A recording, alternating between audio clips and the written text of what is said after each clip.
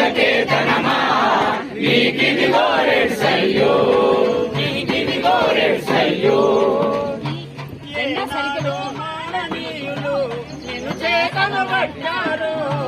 ఏనాడో మాననీయులు నిన్ను చేతనబట్టారు సర్వస్వం త్యాగం చేస్తూ నిలబెట్టారు ఓ అరుణ పతాకమా చేదోను మా రెడ్ సల్యూట్ శ్రమ జీవులకేతనమా నీకిదిగో రెడ్ సల్యూట్ నీకిదిగో రెడ్ సల్యూట్ ఏ ఆశయ సిద్ధి కోసమై తమ రక్తం చిందించారు ఏ ఆశయ సిద్ధి కోసమై తమ రక్తం చిందించారు ఉమ్మడి ఆన్యాన్నంతగా ఉన్నటువంటి మనము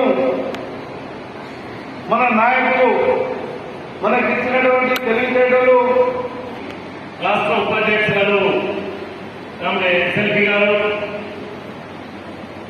మీ అందరికీ సిపిఐ మాస్పై నిజామాబాద్ రూరల్ కామారెడ్డి సంయుక్త జిల్లా కమిటీ తరఫున మీ మహాసభలు జిల్లా రాష్ట్ర మహాసభలు విజయవంతం కావాలని కోరుకుంటూ కాంగ్రెస్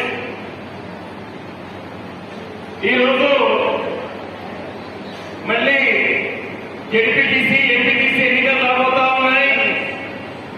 తర్వాత సర్పంచ్ ఎన్నికలు రాబోతా ఉన్నాయి.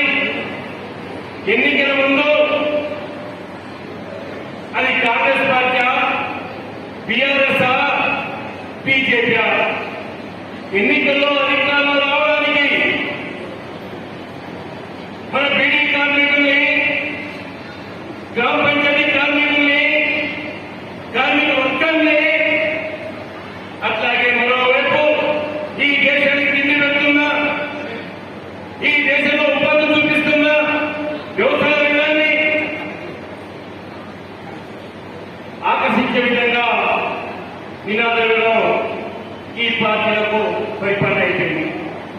అక్కడ మీ పోరాటం వల్ల కార్మికుల పోరాటం వల్ల మనం అనేక విజయాలు సాధించాం.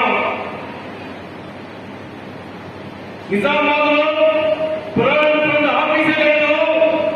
ఈ ఆఫీసు నిజామాబాద్ జిల్లా రావాలి, లక్షలాది మంది కార్మికులు ఉండాలని చెప్పేసి పోరాడింది ఈ జెండా, సాధించింది ఈ జెండా.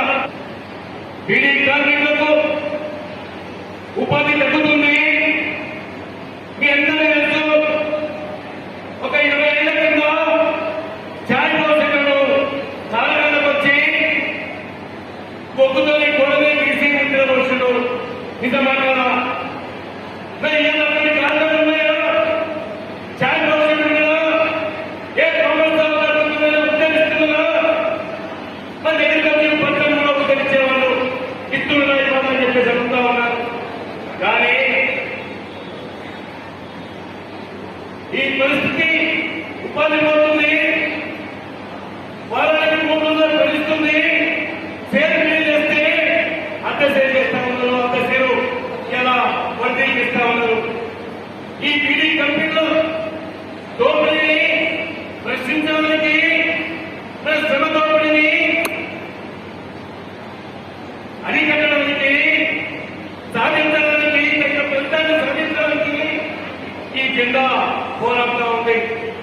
అయ్యా, దేశ బీడీ ఫ్యాక్టరీ 1000 బీడీలను 10 రూపాయలు తక్కువ ఇస్తాను సర్కార్ చెప్పినారు కదా. దానికోసం పోరాడాల్సిన అవసరం ఉంది. ఈ అంకలకు చాలా మందికి పెన్షన్ రావడం లేదు.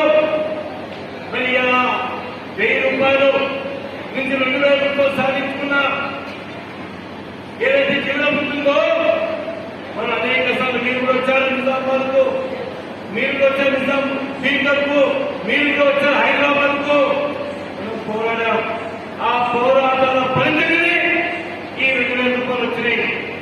ఈ ఓట్ల కోసం రేవంత్ రెడ్డి మనకు మోచేతి బిల్లు పెట్టారు. ఇచ్చిన చేతులు పెట్టండి. ఎవరు తీసుకున్నారా?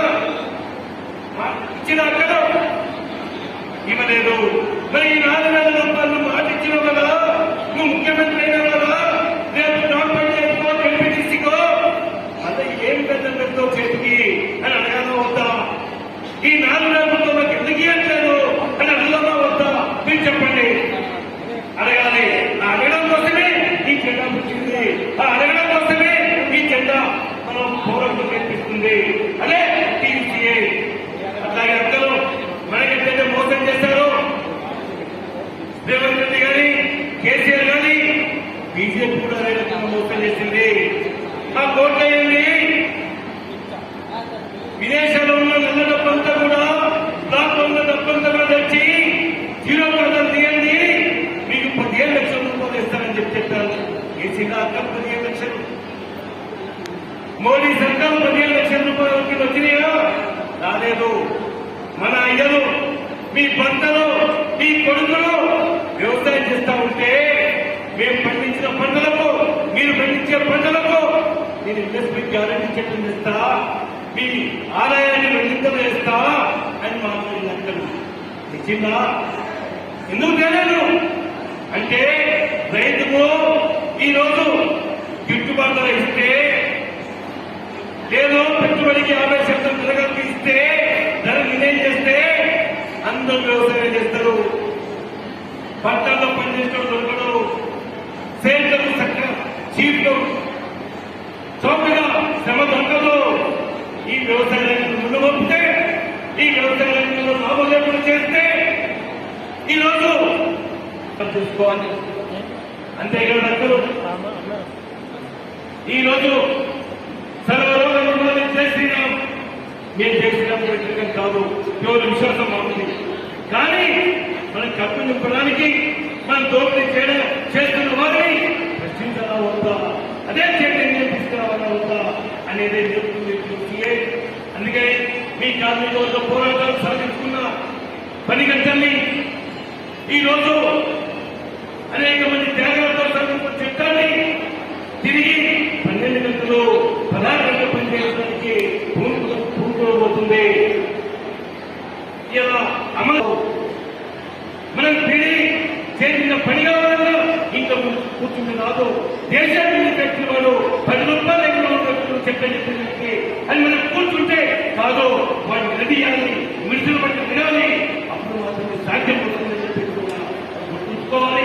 ఇది ఈ రోజు మనందరం కూడా ఐక్యంగా ఈరోజు పోరాడడం, ఐక్యంగా ఈరోజు రాష్ట్ర కేంద్ర ప్రభుత్వం కార్మిక వ్యతిరేక విధానం చేపడుతుంది.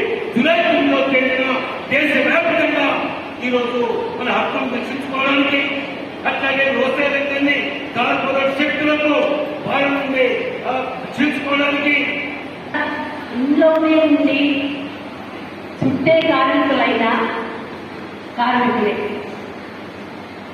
మన గ్రామంలో వీధులు ఉడుస్తూ